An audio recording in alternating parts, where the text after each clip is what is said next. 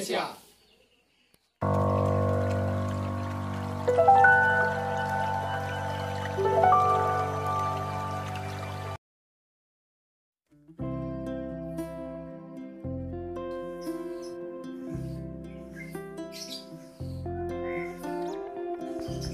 Halo sahabat bonsai, berjumpa kembali dengan saya Wayan Wirawan di channel YouTube Wirawan Mahkota Bonsai.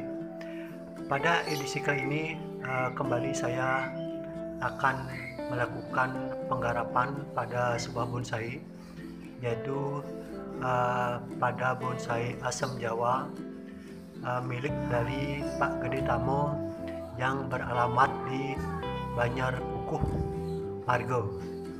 Nah, untuk itu bagi semua sahabat bonsai yang baru pertama kali mampir di channel Wirawan Mahkota Bonsai, silakan dukung channel Wirawan Mahkota Bonsai dengan melakukan subscribe, like, dan bantu untuk share.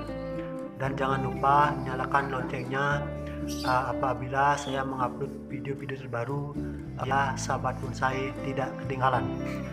Sedikit saya sharingkan kepada semua sahabat bonsai, yaitu tentang bonsai asam yang saya mau garap ini.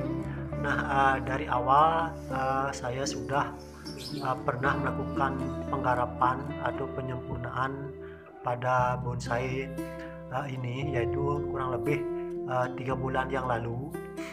Nah, untuk video kali ini saya akan melakukan penanganan kembali, yaitu pada bonsai asam ownernya Pak Gede Tamo akan melakukan penyempurnaan kembali, yaitu yang pertama nanti saya melakukan membuka kawatnya.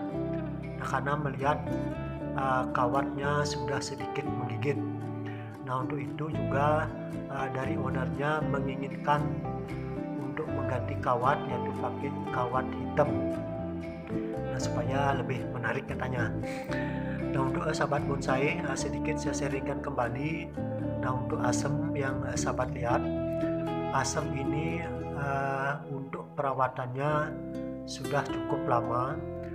Beliau rawat pada pot saja, artinya tanpa adanya ground di bawah, yaitu beliau sudah rawat kurang lebih 20 tahunan.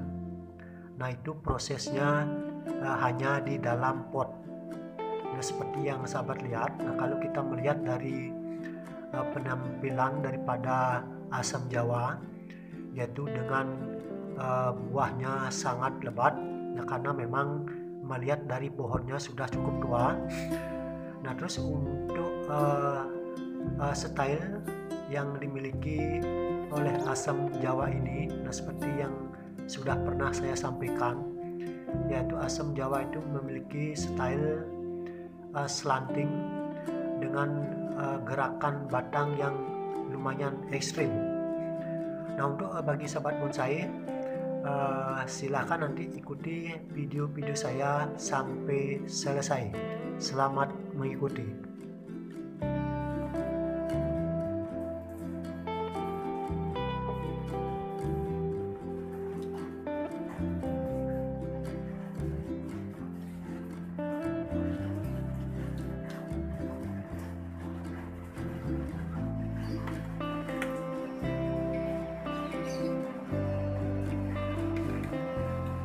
Sahabat bonsai, nah untuk kali ini saya akan mulai untuk melakukan dalam tahap wiring, yaitu penempatan kawat pada bonsai asam, yaitu bonsai asam yang sahabat lihat.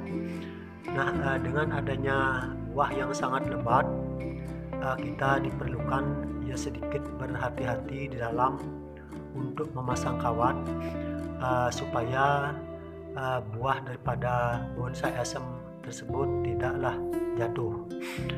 Nah, untuk itu sedikit saya sharingkan kembali tentang bonsai asam. Bonsai asam ini adalah kalau kita melihat dari karakteristik daripada batangnya atau karakter batangnya sudah terlihat sangat terkesan tua karena memang pemeliharaannya cukup lumayan lama, yaitu kurang lebih 20 tahun di dalam pot. Nah, tentunya dengan perawatan di dalam pot selama 20 tahun, nah itu karena terlalu lama, nah terus di dalam pot menyebabkan juga atau bisa memperlihatkan lebih cepat daripada di ground, untuk memperlihatkan daripada kesan tua daripada batang bonsai asam Jawa itu. Di samping itu juga, nah saya lihat penampilan atau kesuburan daripada bonsai asam ini lumayan sangat subur, terlihat dari dedaunannya. Nah, sebelum digundul tadi, nah terus kalau kita melihat dari buahnya sangatlah lebat. Nah, kalau menurut saya itu sangat lebat sekali. Nah, tentunya dengan buah yang sangat lebat harus didukung dengan pupuk yang baik. Artinya pemupukan tambahan pada media ataupun pada daun daripada bonsai tersebut. Nah, di dalam pemupukan saya sempat sharing kepada pemiliknya, yaitu Bapak Gede Tamo. Ya, ternyata memang dalam hal perawatan, terutama penambahan bantuan pupuk pada medianya sangat rutin beliau lakukan. Nah, terutama di media untuk di bawah dan juga untuk pemupukan di atas, yaitu di daunnya.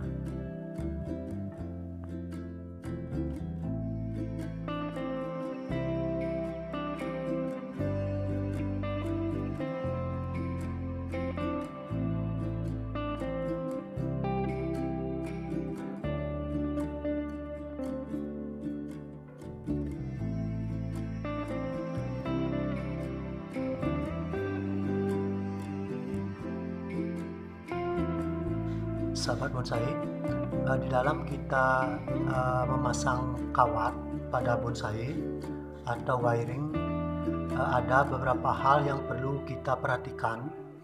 Yang pertama, masalah keperluan kawat.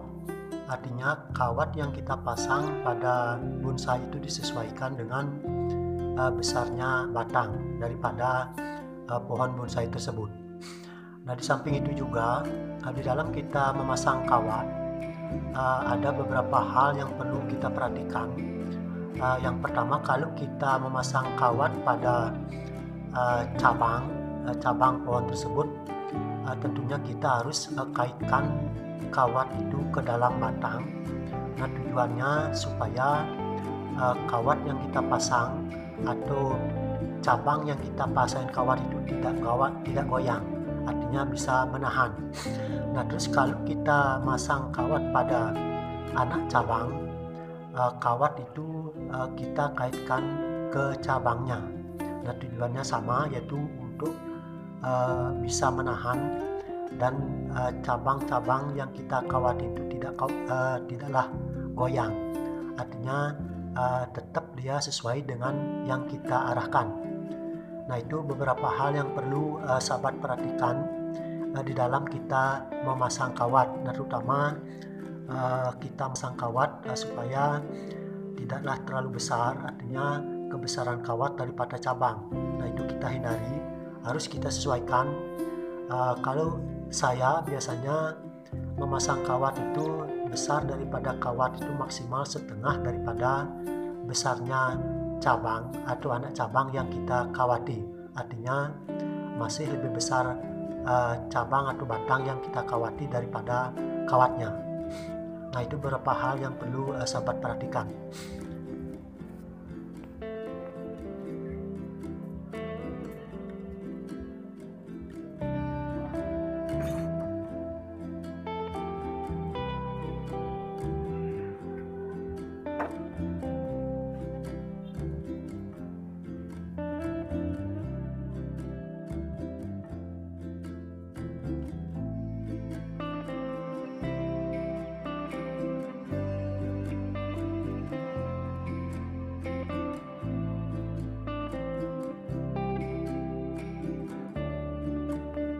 Sahabat bonsai, di dalam kita melakukan lekukan atau alur pada cabang atau batang daripada sebuah bonsai. Nah, kalau kita melakukan lekukan pada cabang atau anak cabang, kita harus menyesuaikan daripada gerak batang daripada bonsai tersebut.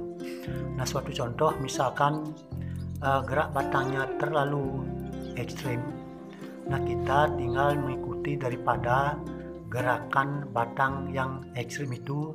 Nah, tentunya dalam kita melakukan lekukan pada cabang, kita bikin lekukan atau alur yang agak ekstrim juga, biar sesuai dengan batang pokoknya. Nah, terus misalnya kalau batangnya terlihat agak sedikit lurus, artinya tanpa adanya lekukan batang. Nah, untuk cabang ataupun anak cabangnya tentunya kita harus melakukan alur atau lekukan yang tidak terlalu ekstrim juga. Salam Bonsai Indonesia. Sahabat bonsai, inilah hasil daripada papan saya tadi, yaitu yang pertama tadi pembukaan kawat. Nah, terus saya lakukan pengawatan kembali. Nah, untuk sahabat bonsai, sampai di sini dulu